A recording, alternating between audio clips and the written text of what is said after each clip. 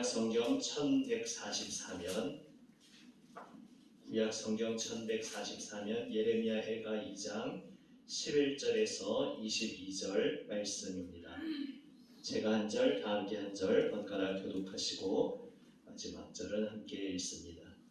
혹시 좀 아직 더우신가요? 좀 더 온도를 낮춰야 될까요? 괜찮으십니까? 어제는 이제 계속 틀어놓으면서 나중에는 약간 추워진 감이 있었는데 그래서 아마 어제보다는 조금 높인 것 같은데 또 좀 더워하는 분도 계신 것 같아서 여쭤봤습니다. 제가 먼저 2장 11절을 읽습니다. 내 눈이 눈물에 상하며 내 창자가 끊어지며 내 간이 땅에 쏟아졌으니 이는 딸 내 백성이 패망하여 어린 자녀와 젖 먹는 아이들이 성읍 길거리에 기절함이로다. 그들이 성읍 길거리에서 사는 자처럼 기절하여 그의 어머니들의 품에서 본이 떠날 때에 어머니들에게 이르기를 곡식과 포도주가 어디 있느냐 하더라. 딸 예루살렘이여, 내가 무엇으로 내게 증거하며 무엇으로 내게 비유할까? 처녀 딸 시온이여, 내가 무엇으로 내게 비교하여 너를 위로할까? 너의 파괴됨이 바다같이 크니 누가 너를 고쳐줄 소냐? 내 선지자들이 내게 대하여 헛되고 어리석은 곡식을 보았으므로 내 죄악을 드러내어서 내가 사로잡힌 것을 돌이키지 못하였도다. 그들이 거짓 경고와 유혹하게 할 것만 보았도다.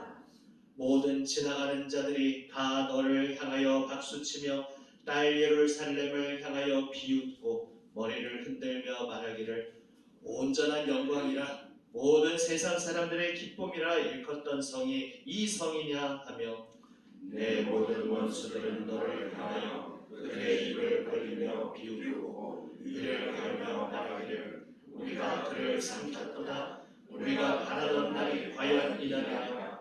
우리가 얻기도 하고 보기도 하였다 하도다. 여호와께서 이미 정하신 일을 행하시고 옛날에 명령하신 말씀을 다 이루셨으며 긍휼히 여기지 아니하시고 무너뜨리사 원수가 너로 말미암아 즐거워하게 하며 내 대적자들의 뿔로 높이 들리게 하셨도다. 그들의 마음이 주를 향하여 부르짖기를 딸 시온의 성도가 너는 밤낮으로 눈물을 강처럼 흘릴지어다. 스스로 쉬지 말고 내 눈동자를 쉬게 하지 말지어다. 초저녁에 일어나 부르짖을지어다. 내 마음을 주의 얼굴 앞에 물쏟듯 할지어다. 각 길 어귀에서 주려 기진한 내 어린 자녀들의 생명을 위하여 주를 향하여 손을 들지어다 하였도다. 여호와여 보시옵소서. 주께서 누구에게 이같이 행하셨는지요. 여인들이 어찌 자기 열매 곧 그들이 낳은 아이들을 먹어오며 제사장들과 선지자들이 어찌 주의 성소에서 주님을 당하오리까. 늙은이와 젊은이가 다 길바닥에 엎드려졌사오며 내 처녀들과 내 청년들이 칼에 쓰러졌나이다. 주께서 주의 진노의 날에 죽이시되 긍휼히 여기지 아니하시고 도륙하셨나이다. 주께서 내 두려운 일들을 사방에서 부르시기를 절기 때 무리를 부름같이 하셨나이다. 여호와께서 진노하시는 날에는 피하거나 남은 자가 없나이다. 내가 다 기르는 아이들을 내 원수가 다 멸하였나이다. 아멘. 오늘 본문도 앞부분의 대부분의 부분은 이제 시인의 고백으로 이제 바깥에서 안을 들여다보면서 특별히 5가지 장면이 펼쳐지면서 지금 얼마나 예루살렘이 큰 비극 가운데 있는지를 말씀하고 있습니다. 그리고 후반부에 가서 20절부터는 다시 또 의인화된 예루살렘이 나라고 말하면서 이제 안에서 밖을 보는 것이죠. 나 예루살렘이 얼마나 지금 처참한 비참한 상황에 있는지 나의 모습을 보십시오라고 말하면서 또한 하나님께 탄원하는 장면으로 오늘 본문을 맺고 있습니다. 처음에 5가지 장면이 나왔다는 것은 처음에 11절, 12절에서는 이 성읍의 어린 자녀와 젖먹이들이 먹을 것이 없어서 기절하고 부모의 품에 안겨서 이제 곧 조금 있으면 숨이 끊어질 것 같은 그러한 너무나 비참하고 안타까운 그 성읍의 장면을 보여주고 있습니다. 그리고 이제 13절에서는 잠시 장면을 전환해서 이 예루살렘을 누가 위로할 수 있으랴? 어떤 친구가 그에게 와서 무슨 말을 한들 지금 위로가 되겠는가? 이러한 탄식이 나옵니다. 그리고 이제 세 번째로 14절, 14절에서 거짓 선지자들에 대해 말하고 있습니다.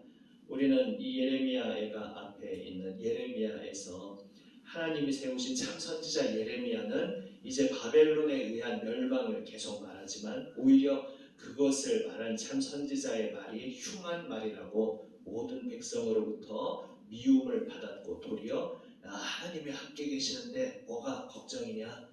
하나님께서 세우신 성전이 우리 가운데 예루살렘에 있는데 설마 하나님이 그래도 우리를 망하게 하시겠느냐? 걱정 마라. 하나님이 함께 하신다. 어디서 많이 듣던 오히려 익숙한 소리일 수 있죠. 이렇게 말했던 거짓 선지자들, 문제는 근거 없는 위로, 거짓 위로였다는 것이 문제였습니다. 그 거짓 위로를 자기 원하는 대로 혹은 백성들이 듣고 싶은 그 귀와 마음에 아첨하면서 거짓을 말했던 그 거짓 선지자들의 어리석음, 비참한 최후를 이 세 번째 14절 장면에서 말하고 있습니다. 그리고 15절, 16절에서는 이제 이방 나라들이 이 망한 예루살렘을 조롱하는 모습이 나옵니다. 그러면서 이 망한 장면, 예루살렘이 이렇게 파괴된 이 장면이야말로 내가 평생에 사모하고 원하던 날이로다, 이렇게까지 말하면서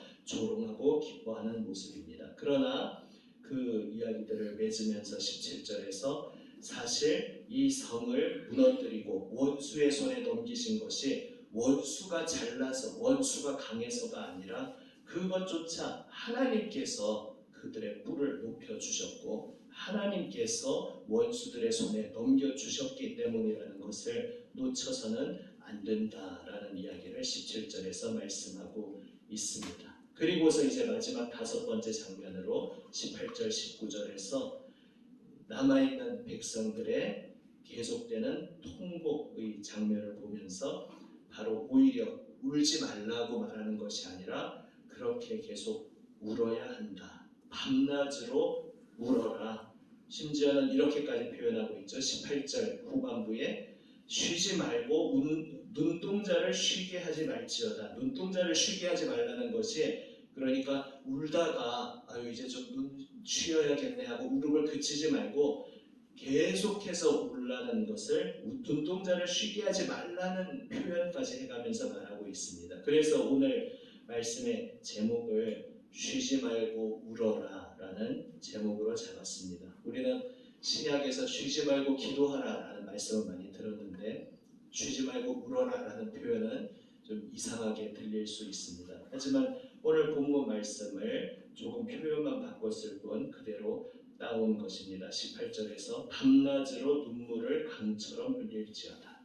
그러니까 계속해서 쉼없이 울라는 것이죠. 쉬지 말라. 눈동자를 쉬게 하지 말라. 초저녁에 일어나 부르짖으라. 여기서 부르짖는다는 것도 애초에 우리말도 좀 비슷한 느낌이 있는데 성경에서 부르짖는다라는 그 동사가 나오면 이제 눈물로 비통함으로 외친다. 그러니까 우리말에 좀 비슷한 느낌의 단어들을 찾는다면 절규한다라든지 통곡한다라든지 그러한 느낌의 단어라 생각하시면 됩니다. 그저 큰 소리로 외친다는 뜻이 아니라 부르짖는다는 것은 바로 눈물을 쏟으며 통곡하고 절규한다는 뜻의 단어입니다. 역시 계속 울라는 말씀인 것이죠. 그리고 그 우는 것이 그저 눈에서 물이 나오는 그것에 그치는 것이 아니라 19절 후반부에 내 마음을 주의 얼굴 앞에 물 쏟듯 할지어다. 물을 쏟는다는 그림을 이렇게 마음에 한번 그려보실 수 있을 것입니다. 물을 쏟는다는 것은 말 그대로 앞으로 쏟아 부어내면 다 쏟아지고 다시 주워 담을 수 없는 것이죠. 그런데 바로 무엇을 주님 얼굴 앞에서 물 쏟듯이 다 쏟아내고 부으라 말씀하는가 하면 바로 너의 마음을 물 쏟듯 어디에? 주님의 얼굴 앞에 다 쏟아내라 말씀하고 있습니다. 성경에서 너의 마음을 하나님 앞에서 토하라 라는 말씀이 있는데 바로 그것과 일맥상통하는 것입니다. 온 마음을 다 하나님 앞에서 토하고 쏟아내고 물 쏟듯 부으라. 다시 말해 역시 이 울부짖음, 울라는 말씀인 것이고 결국 쉬지 말고 울라는 이 말씀은 우리가 데살로니가 전서를 통해서 익숙한 말씀 쉬지 말고 기도하라라는 말씀과 똑같은 말이라는 것을 알게 됩니다. 아니 우리가 잘 알던 말씀 쉬지 말고 기도하라는 말씀에 그 생각한 것보다 훨씬 더 깊고 넓고 큰 이미지를 더 내가 생각한 것보다 훨씬 넓은 큰 이야기구나라는 것을 오늘 예레미야 애가의 쉬지 말고 울라는 표현을 통해서 우리가 더욱 깨닫게 됩니다. 쉬지 말고 기도하라는 것이 기도가 무엇인가?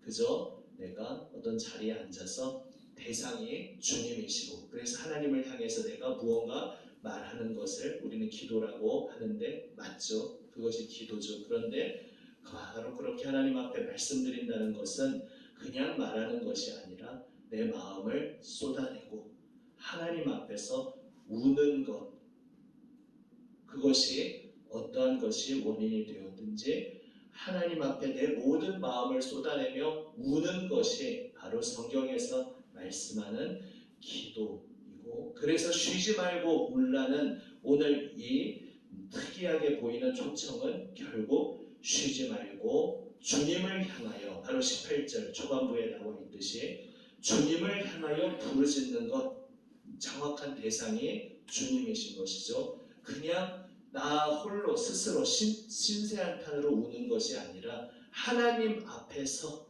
하나님의 얼굴 앞에 하나님을 향하여 내 모든 것을 쏟아내고 통곡하고 모든 것을 토하는 것 주님을 향하여 부르짖는 것이 바로 주님 앞에서 우는 것임을 우리는 깨닫게 됩니다. 이제 20절부터 나머지 부분은 말씀드린 대로 다시 예루살렘이 의인화된 존재로서 자신의 비참함을 말하면서 우리가 열왕기하를 읽으면서도 그런 장면을 보았지만은 그때 잠시 적들의 침공 앞에서 그 성벽이 애워쌈을 당했을 때 북이스라엘에서 부모들이 자기 자녀를 잡아먹는 정말 말도 안 되는 비참한 일이 일어났던 것을 우리는 열왕기에서도 보았는데 이제 완전히 나라가 다 망하고 수도까지 짓밟힌 이때에 오죽했겠습니까? 이제 그들이 멸망을 앞두고 포위당해서 아무것도 먹을 것이 없었을 때부터 이제 성벽이 무너지고 성전이 무너지고 모든 것이 끝장나는 이때에 여인들이 자신의 태에서 나온 열매를 잡아먹는 이 말도 안 되는 일이 어떻게 일어날 수 있습니까? 그리고 하나님께서 세우신 제사장과 선지자들이 바로 주님이 세우신 그 성소 그 자리에서 살해당하는 것 오죽하면 도륙한다는 표현까지 쓰고 있지 않습니까? 모든 늙은이와 젊은이가 다 주님의 진노의 날에 도륙당하고 있는 것을 비통해하는 고백으로 오늘 본문을 마치고 있습니다. 오늘 본문 가운데 주님 앞에서 울라는 그 말씀에 초점을 맞추면서 주님 앞에서 울라는 이 초청의 말씀이 구체적으로 어떤 의미인가 오늘 본문을 근거로 세 가지 점에서 우리는 보게 됩니다. 바로 쉬지 말고 울라고 할 때 이 눈물의 의미 첫 번째는 하나님의 공의 앞에서 흘리는 회개의 눈물인 것입니다.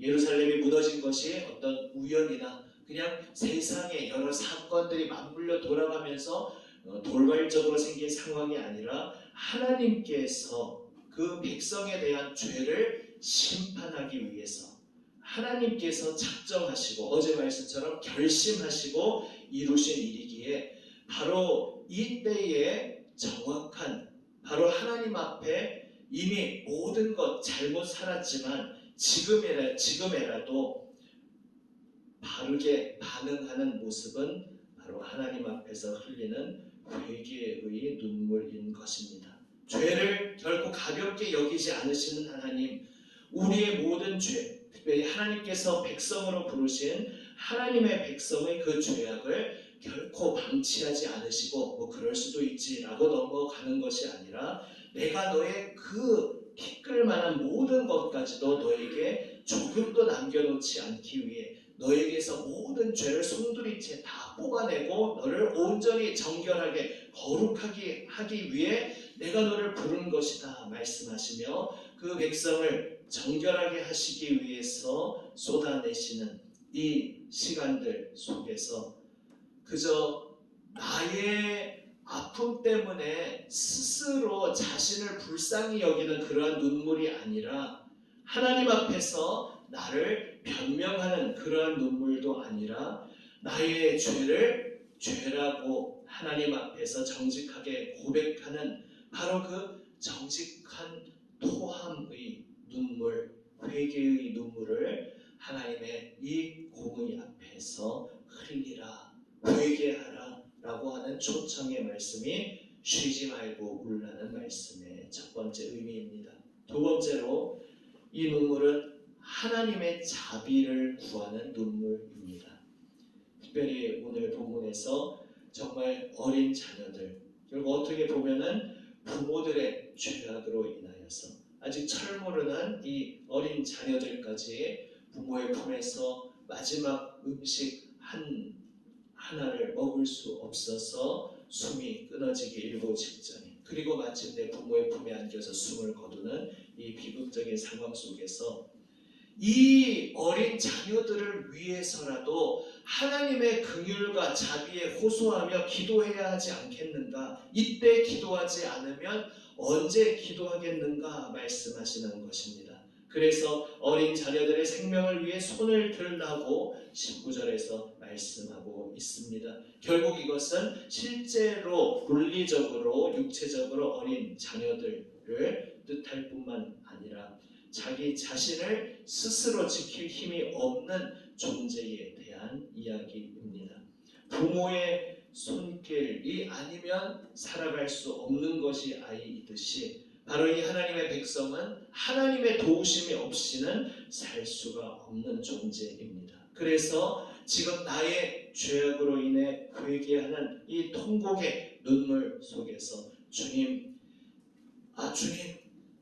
저 하나님의 백성이라면서요. 그러면서 마치 빚 받아낼 것 있는 것처럼 그렇게 부르짖는 것이 아니라 주님, 저는 더 이상 주님 앞에 기도할 어떤 자격도 없는 자입니다. 아무 자격도 권한도 없는 자가 감히 하나님 앞에 와서 문 두드릴 수도 없고 하나님 이거는 들어주셔야죠 라고 마치 빚 받아낼 것처럼 무언가 주장할 권리도 아무것도 없는 자이지만 나에게 무슨 권한이나 권리나 자격이 있어서가 아니라 그저 나를 불러주셨던 그 하나님, 이제는 그 언약을 내가 스스로 다 깨트려버리고 내가 가출해버렸고 내가 스스로 탕자가 되어버렸지만 그래도 돌아가서 종으로라도 써달라고 부탁해야지. 더 이상 자녀로 칭함을 받을 자격은 없지만 그래도 종으로 써달라고 하면 예정 때문에라도 종으로는 써주시겠지. 내가 이대로 굶어 죽느니 다시 아버지에게 돌아가야 하겠다라는 그 예수님의 탕자의 비유의 그 주인공처럼 하나님, 나에게 아무 자격이 없지만 그저 변함없는 신실하신 사랑으로 여전히 동일한 그 자리에 계시는 그 하나님의 신실하심만 의지해서 저는 하나님께 부르짖습니다. 바로 이러한 자세로, 이러한 고백으로 하나님의 자비를 구하는 기도를, 그 눈물을 드리라 말씀하고 있는 것입니다. 이것은 우리 신약의 우리의 기도의 가장 터전 전제에 대해서도 깊은 통찰력을 줍니다.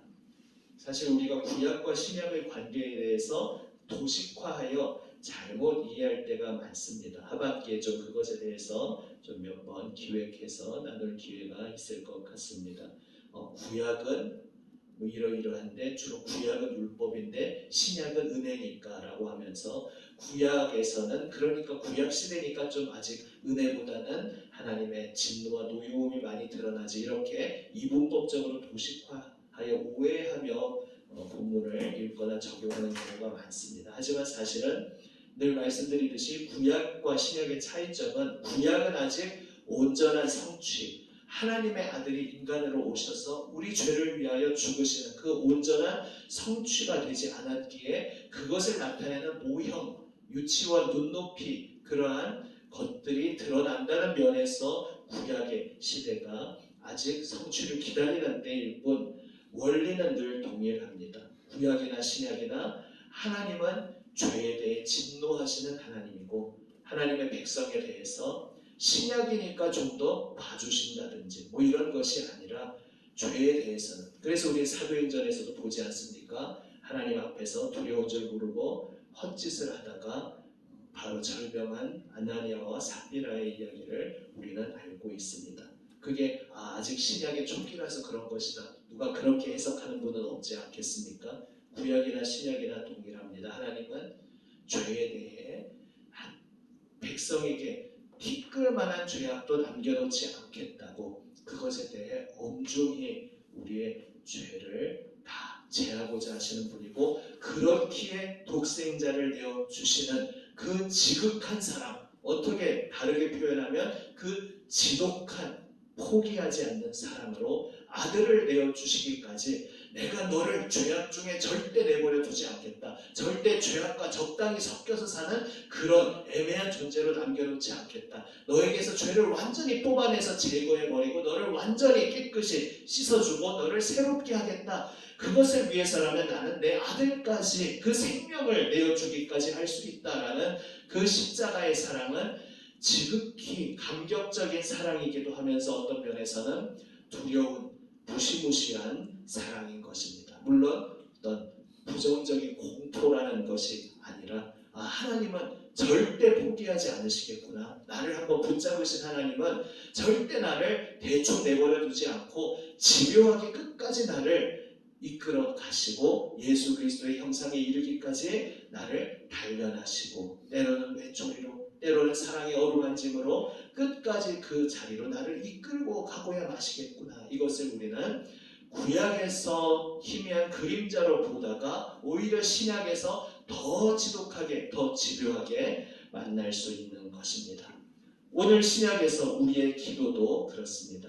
이제 신약 시대니까 우리는 기도할 자격을 얻었다. 어떻게 말하자면 그렇게 표현할 수도 있습니다. 그런데 우리가 기도할 수 있는 자격을 얻은 것은 나에게 자격이 있어서가 아니라 아무 자격 없는 오늘 예레미야 일가에 나타난 것처럼 하나님 앞에 더 이상 감히 부르짖을 수도 없고 하나님 앞에 가서 문 두드릴 수도 없는 그런 지경인 나인데 하나님께서 긍휼과 자비를 베풀어 주셔서 그 하나님의 긍휼과 자비에 근거해서 기도할 수 있다는 것은 신약에서도 동일합니다. 바로 예수 그리스도께서 나를 위해 죽으셨기에 나 같은 죄인의 죄를 대신 짊어지시고 십자가에서 나를 위하여 나를 대신하여 죽으시고 그래서 내 옛사람이 그분과 함께 십자가에 못 박혀 죽고 주님의 그 성령의 역사 안에서 내가 새롭게 거듭났기에 오직 예수님의 은혜로 인해서 오늘 내가 하나님 앞에 입술을 열어 부르짖을 수 있게 되었다는 것을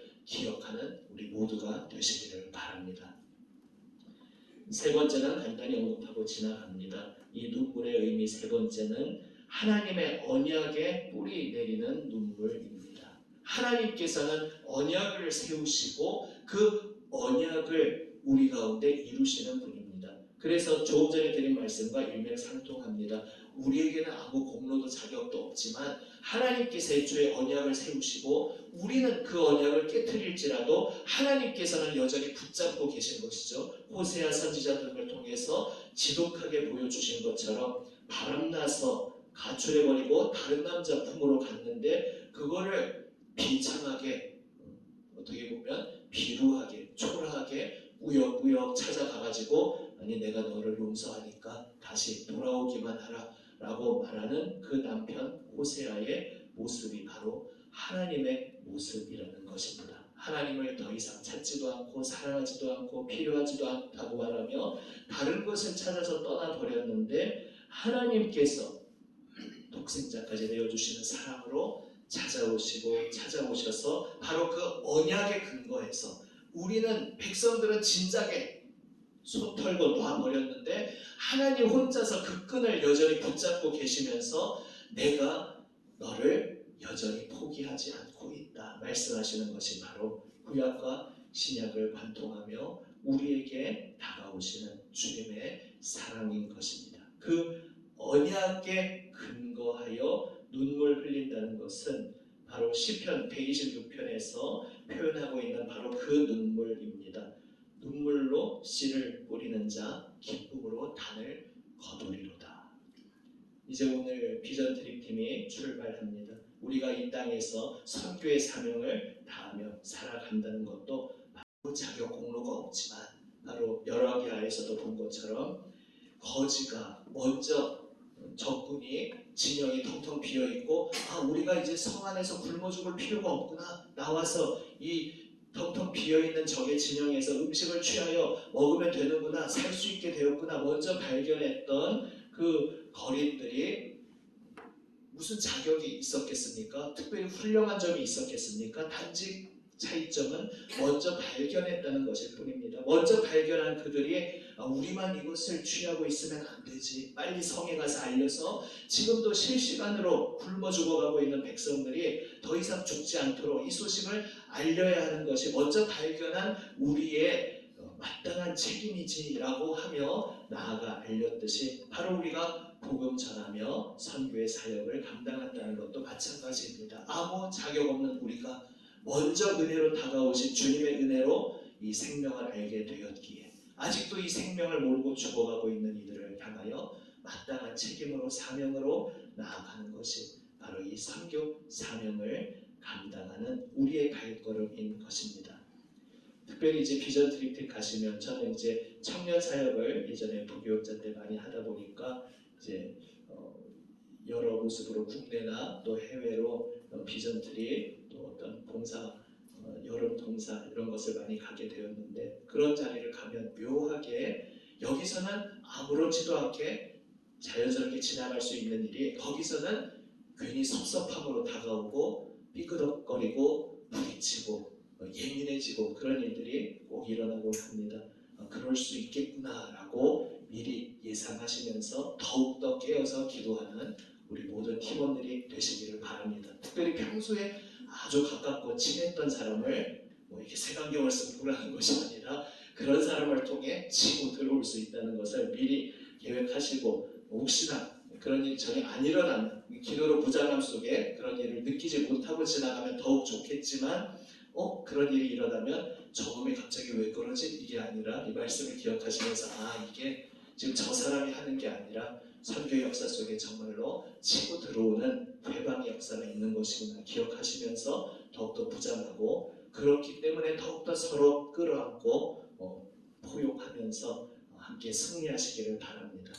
특별히 또 그런 비전 트립 팀 가면은 마치 우리가 예를 들어 관광지에 갔을 때 어떤 호텔에 예약해서 들어갔는데 방에 뭔가 문제가 있으면 마땅히 항의도 하고 바로잡아 달라고 하지 않습니까? 우리도 예를 들어 무슨 어떤 여기서는 이제 그런 숙소로 가시는지는 잘 모르겠습니다만은 그런 일들이 있을 때 다 참아야지 이게 아니라 이런 불편함이 있습니다라고 말을 할 수는 있지만 이제 놀러 간 것은 아니기 때문에 또 마치 그런 식으로 편안하고자 무조건 편리하고자 하는 것이 아니라 우리를 위해 인간으로 이 땅에 오셔서 죽기까지 십자가에 달리시기까지 한 그 주님의 고난의 길에 감히 빗대는 것조차 이상하지만 이 작은 불편함도 바로 그 십자가의 길에 동참하는 것이구나라는 기본적인 자세를 또한 우리가 놓쳐서는 안 되겠습니다.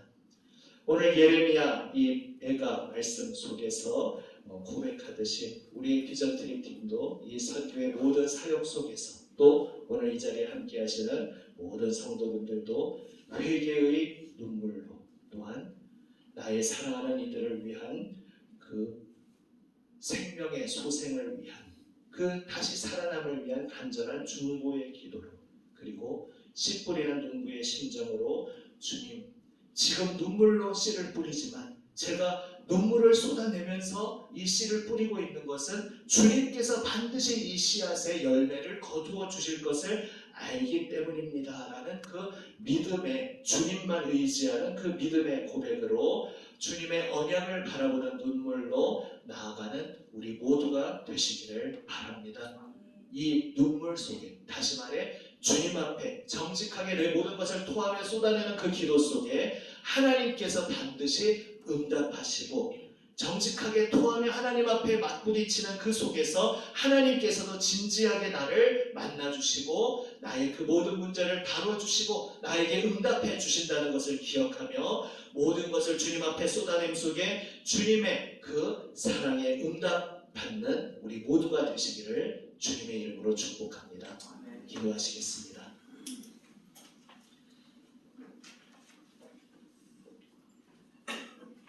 공의의 하나님, 자비로우신 하나님, 언약에 신실하신 하나님을 찬양합니다. 주님, 오직 그 주님을 의지하며 저희들의 마음을 주님 얼굴 앞에 물 쏟듯 다 쏟아냅니다. 회개의 눈물로 주님 십자가 보혈 은혜로 나아가게 하여 주시옵소서. 중보의 눈물로 사랑하는 이들을 주님 손에 다 맡기며 나아가게 하여 주시옵소서. 씨 뿌리는 농부의 눈물로 주님 언약 의지하며 오직 말씀 붙들고 오늘 내 눈앞에 아무것도 보이지 아니할지라도 오직 주님께 소망을 두고 주님 약속의 말씀 붙잡고 주님 기뻐하시는 길을 따르게 하여 주시옵소서. 주여 흔들리지 않게 하여 주시옵소서. 오늘 이 삶의 자리에서도 특별히 이제 이 며칠간 주님께서 부르신 그 주님의 부르심을 따라 이 선교의 현장으로 나가는 우리 비전 드림팀도 아버지 하나님 주님 그 기도함 속에 주님 앞에 울며 주님 앞에 쏟아냄 속에 주님께서 붙드시는 그 사랑의 손길을 체험하게 하여 주시옵소서. 열매 맺게 하시는 하나님의 역사를 경험하게 하여 주시옵소서. 예루살렘을 보시며 우셨던 오늘도 우리를 위해 눈물을 흘리며 중보하시는 우리 구주 예수 그리스도의 이름으로 기도드립니다. 아멘. 주님 가르쳐 주신 기도 함께 드립니다. 하늘에 계신 우리 아버지, 아버지의 이름을 거룩하게 하시며 아버지의 나라가 오게 하시며 아버지의 뜻이 하늘에서와 같이 땅에서도 이루어지게 하소서. 오늘 우리에게 일용할 양식을 주시고 우리가 우리에게 잘못한 사람을 용서하여 준 것 같이 우리 죄를 용서하여 주시고 우리를 시험에 빠지지 않게 하시고 악에서 구하소서. 나라와 권능과 영광이 영원히 아버지의 것입니다. 아멘. 이제 오늘도 나에게 주신 말씀 가슴에 새기며 주님 앞에 응답하는 기도로 계속 나아갑니다.